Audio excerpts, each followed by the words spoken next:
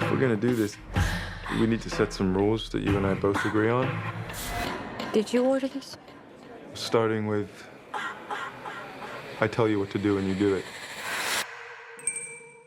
Babygirl is yet another example of an erotic subgenre that we're told rarely gets made. Is that still true?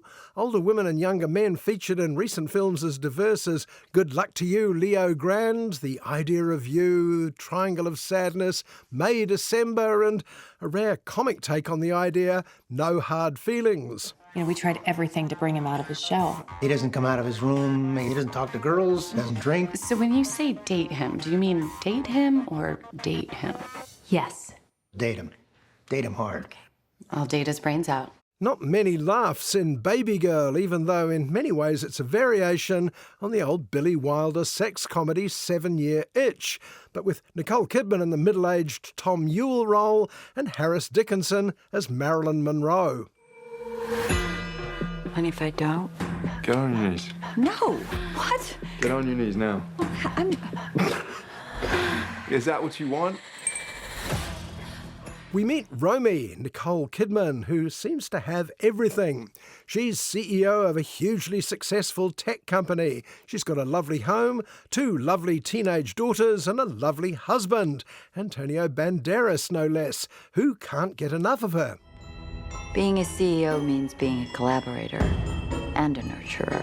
Don't you have to be at work? Everyone is just waiting for me to buckle under the pressure. Is now a good time to introduce the interns? Yeah.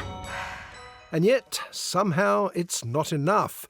Antonio isn't giving her what she wants, what she needs, and Romy finds herself unable to tell him what that is. Now, I couldn't help wondering whether I really wanted to butt into territory more suited to Romy's therapist. I have these fantasies. What do you mean? It's about giving and taking power.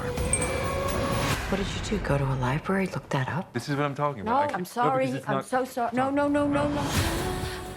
But that shows how out of touch with the zeitgeist of the times I am, where butting into this territory is the whole point of most reality TV. Most reality TV after 9:30 at night, at least. Well, one day Romy is walking to work when she sees an angry dog, instantly tamed by a good-looking young man, played by Harris Dickinson.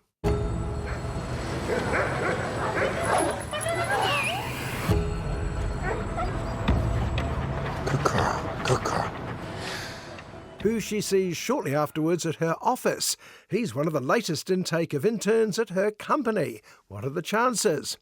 Incidentally, if the name Harris Dickinson is still unfamiliar to you, remember the young pretty chaps in Where the Crawdads Sing, Maleficent, Triangle of Sadness, The Iron Claw and Blitz?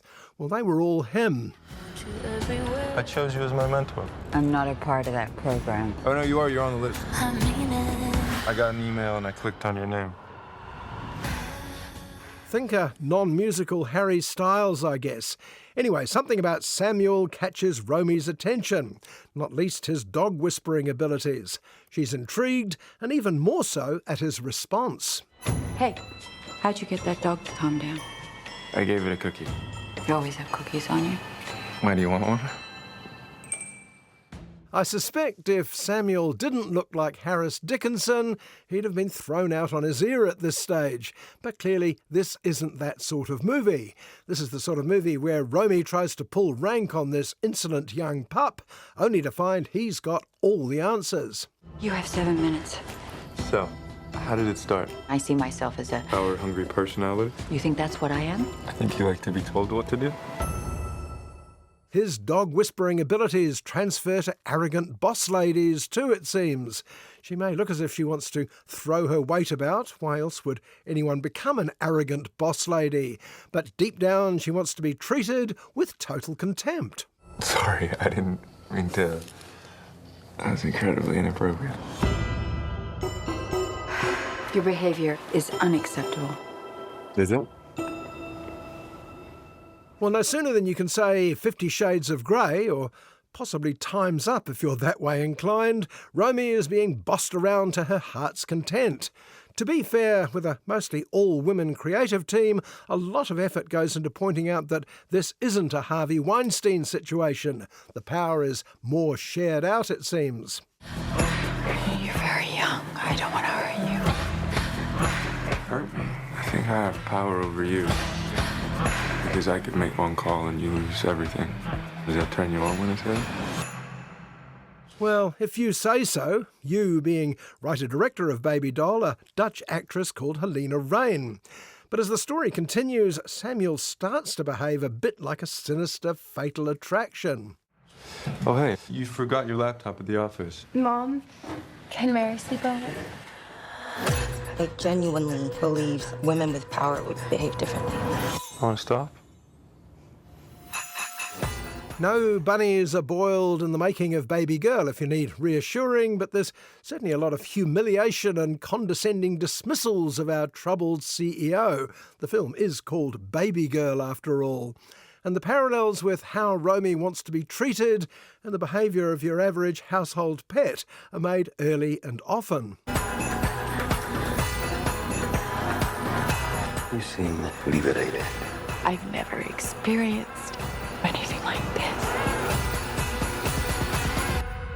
Good girl. I believe some well-meaning chaps attempt to join in the Babygirl fun, asking things like, am I an Antonio or a Harris character? They needn't bother. Anyone in Babygirl not played by Nicole Kidman doesn't really count. In this sort of erotic fantasy land, it's probably best to let the people concerned just get on with it. You're my baby girl.